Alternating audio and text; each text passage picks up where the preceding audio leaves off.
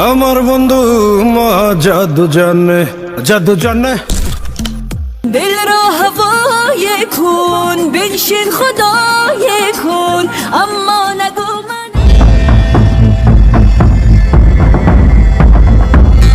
দক্ষিণ এশিয়ার ভূ রাজনীতিতে এবার ঘটে গেল এক অভাবনীয় এবং প্রলয়ঙ্করী ভূমিকম্প। সামরিক শক্তিতে নিজেদের এক অনন্য উচ্চতায় নিয়ে যেতে বাংলাদেশ এবার এমন এক দুঃসাহসিক এবং মাস্টার স্ট্রোক চাল দিয়েছে, যা দেখে আক্ষরিক অর্থেই ভারতের সাউথ ব্লকের রাতের ঘুম হারাম হয়ে গেছে।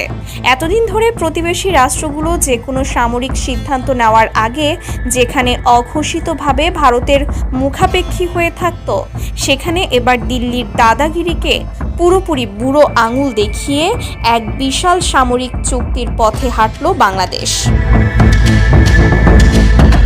আন্তর্জাতিক গণমাধ্যম এবং সামরিক বিশ্লেষকদের মতে ভারতকে বিন্দুমাত্র না জানিয়ে বা তাদের কোনো তোয়াক্কা না করে বাংলাদেশের প্রধানমন্ত্রী তারেক রহমান তার মালয়েশিয়া সফরে গিয়ে বিশ্বের অন্যতম ভয়ঙ্কর যুদ্ধ ট্যাঙ্ক এবং অত্যাধুনিক উভচর সামরিক যান কেনার বিষয়টি চূড়ান্ত করে ফেলেছেন।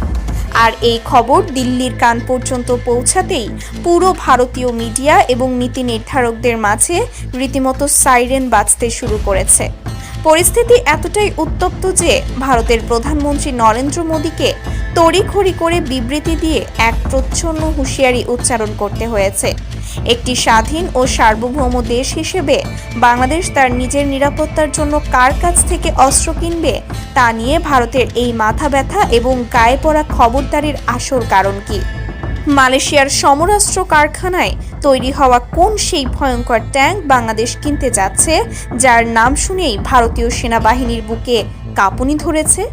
আজকের এই অত্যন্ত শক্তিশালী এবং এক্সক্লুসিভ আয়োজনে আমরা উন্মোচন করতে যাচ্ছি বাংলার সামরিক ইতিহাসের অন্যতম সেরা এই চুক্তির আদ্যোপান্ত এবং এর পেছনের ভূ রাজনৈতিক চরম সত্য।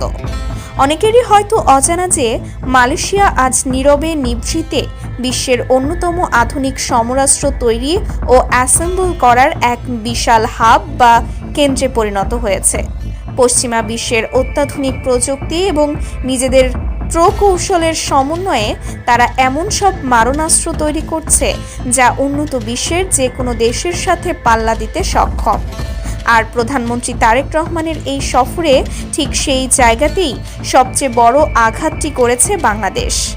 গ্লোবাল ডিফেন্স সাপ্লাই চেইনের বিভিন্ন ফাঁস হওয়া তথ্য এবং সামরিক প্রতিবেদনগুলোতে সবচেয়ে বেশি যে নামটি উচ্চারিত হচ্ছে তা হলো মালয়েশিয়া থেকে বাংলাদেশের K2 ব্ল্যাক প্যান্থার এর মতো আধুনিক এবং দানবীয় মেইন ব্যাটল ট্যাঙ্ক কেনার বিষয়টি। এই ট্যাঙ্কটিকে বলা হয় অত্যাধুনিক যুদ্ধক্ষেত্রের সাক্ষাৎ যমদূত। বিশাল ওজনের এই দানবীয় ট্যাঙ্কটি সমতল ভূমিতে ঘন্টায় প্রায় 80 কিলোমিটার গতিতে ছুটে চলতে পারে, যা একে শত্রুর আর্টিলারি ফায়ার থেকে অত্যন্ত দ্রুত বাঁচতে সাহায্য করে। এতে যুক্ত করা হয়েছে 120 মিলিমিটারের শক্তিশালী স্মুথ বোর কামান, যা অত্যাধুনিক টার্গেটিং সিস্টেমের সাহায্যে প্রায় 10 কিলোমিটার দূরের যে কোনো চলন্ত লক্ষ্যবস্তুকে নিখুঁতভাবে ধ্বংস করতে সক্ষম। এতে রয়েছে সম্পূর্ণ ডিজিটাল ফায়ার কন্ট্রোল সিস্টেম এবং থার্মাল ইমেজিং ও আধুনিক নাইট ভিশন প্রযুক্তি। অর্থাৎ ঘুটঘুটে অন্ধকারের মধ্যেও এটি শত্রুর ওপর সমান ধ্বংসযজ্ঞ চালাতে পারে। সবচেয়ে বড় চমক হলো এর মাল্টি লেয়ার কম্পোজিট আর্মার এবং অ্যাডভান্সড প্রোটেকশন সিস্টেম। ছোটখাটো অ্যান্টি ট্যাঙ্ক মিসাইল বা রকেটের আঘাত এই ট্যাঙ্কের গায়ে সামান্য আঁচড়ও কাটতে পারবে না।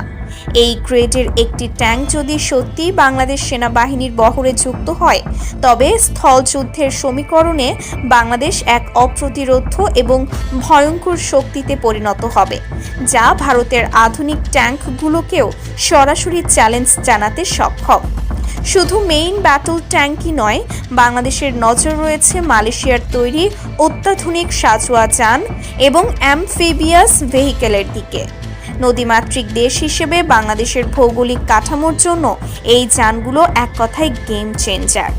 এই যানগুলো একই সাথে ডাঙায় এবং পানিতে সমান সাবলীলভাবে চলতে পারে।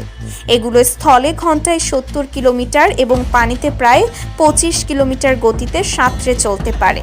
এর ভেতরে একসঙ্গে 8 থেকে 12 জন পূর্ণাঙ্গ সজ্জিত কমান্ডো বা সৈন্য অনায়াসে পরিবহন করা যায় এবং যানটির ওপর বসানো থাকে remote controlled heavy machine gun. নদী পারাপার, উপকূলীয় দুর্গম এলাকায় আকস্মিক অভিযান এবং যে কোনো জরুরি পরিস্থিতিতে দ্রুত সেনা মোতায়েনের ক্ষেত্রে এর চেয়ে কার্যকর কোনো অস্ত্র হতেই পারে না। বাংলাদেশ সেনাবাহিনীর আধুনিকায়ন এবং ফোর্সেস গোলের আওতায় এই যানগুলো যুক্ত হলে আমাদের সামরিক বাহিনীর গতিশীলতা এক ধাক্কায় কয়েক গুণ বেড়ে যাবে। আর ঠিক এখানেই সবচেয়ে বড় আপত্তি এবং আতঙ্কের জায়গা তৈরি হয়েছে ভারতের। বাংলাদেশ এবং মালয়েশিয়ার এই মেগা সামরিক চুক্তির খবর প্রকাশ্যে আসার পর থেকেই ভারতীয় মিডিয়াগুলোতে রীতিমতো হাহাকার শুরু হয়ে গেছে। ভারতের প্রতিরক্ষা বিশ্লেষকরা বলছেন, বাংলাদেশ যদি সত্যি K2 ব্ল্যাক প্যান্থার বা সমমানের ট্যাঙ্ক এবং এই অত্যাধুনিক উভচর যানগুলো সংগ্রহ করে, তবে দক্ষিণ এশিয়ার প্রতিরক্ষা ভারসাম্যে এক বিশাল ধাক্কা লাগবে। সবচেয়ে আশ্চর্যের বিষয় হলো, এই মানের এবং এই প্রযুক্তির ট্যাঙ্ক খোদ ভারতের আর্মার্ড করেও খুব একটা দেখা যায় না। এতদিন ভারত ভেবেছিল বাংলাদেশ হয়তো তাদের কাছ থেকে পুরনো প্রযুক্তির অস্ত্র কিনবে অথবা তাদের মর্জি অনুযায়ী সামরিক সিদ্ধান্ত নেবে। কিন্তু প্রধানমন্ত্রী তারেক রহমান অত্যন্ত সুকৌশলে প্রমাণ করে দিয়েছেন যে বাংলাদেশ কারো অঙ্গরাজ্য নয়। এই চরম উত্তেজনাকর পরিস্থিতির মধ্যেই ভারতীয় গণমাধ্যমগুলোতে বেশ কয়েকটি বিবৃতি দিয়েছেন দেশটির প্রধানমন্ত্রী নরেন্দ্র মোদী। তিনি অত্যন্ত সুকৌশলে বাংলাদেশ এবং ভারতের বন্ধুত্বপূর্ণ সম্পর্কের কথা স্মরণ করিয়ে দিয়ে প্রচ্ছন্ন এক হুঁশিয়ারি দিয়েছেন। তিনি বোঝাতে চেয়েছেন যে দক্ষিণ এশিয়ার প্রতিরক্ষা ভারসাম্যে যে কোনো বড় পরিবর্তন ভারতের জাতীয় নিরাপত্তার জন্য উদ্বেগের কারণ হতে পারে। আন্তর্জাতিক মহল ধারণা করছে, ভারতের এই স্নায়ু চাপ সামলাতে মোদি হয়তো খুব শিগগিরই মালয়েশিয়া সফর করতে পারে, যাতে এই চুক্তিতে কোনোভাবে বাধা সৃষ্টি করা যায়। কিন্তু ভারত যাই বলুক না কেন, বাংলাদেশের আপামর জনতা এবং সচেতন নাগরিক সমাজ প্রধানমন্ত্রী তারেক রহমানের এই সাহসী এবং স্বাধীন পদক্ষেপকে রীতিমতো সেলিউট জানাচ্ছে। বাংলাদেশ একটি স্বাধীন, সার্বভৌম এবং রক্তক্ষয়ী মুক্তিযুদ্ধের মাধ্যমে জন্ম নেওয়া রাষ্ট্র। আমরা আমাদের সীমান্ত সুরক্ষার জন্য, আমাদের সেনাবাহিনীর আধুনিকায়নের জন্য কার কাছ থেকে অস্ত্র কিনব তা নির্ধারণ করার অধিকার একমাত্র আমাদের। এর জন্য দিল্লির সাউথ ব্লক থেকে কোনো নো অবজেকশন সার্টিফিকেট বা অনাপত্তিপত্র নেওয়ার বিন্দুমাত্র প্রয়োজন বাংলাদেশের নেই। দর্শক, ভারতের রক্তচক্ষু উপেক্ষা করে মালয়েশিয়া থেকে বাংলাদেশের এই অত্যাধুনিক যুদ্ধ ট্যাঙ্ক কেনার দুঃসাহসিক সিদ্ধান্তকে আপনারা কিভাবে দেখছেন? ভিডিওটি ভালো লাগলে লাইক দিন। সত্যের পথে থাকুন, দেশের পক্ষে থাকুন। ধন্যবাদ সবাইকে।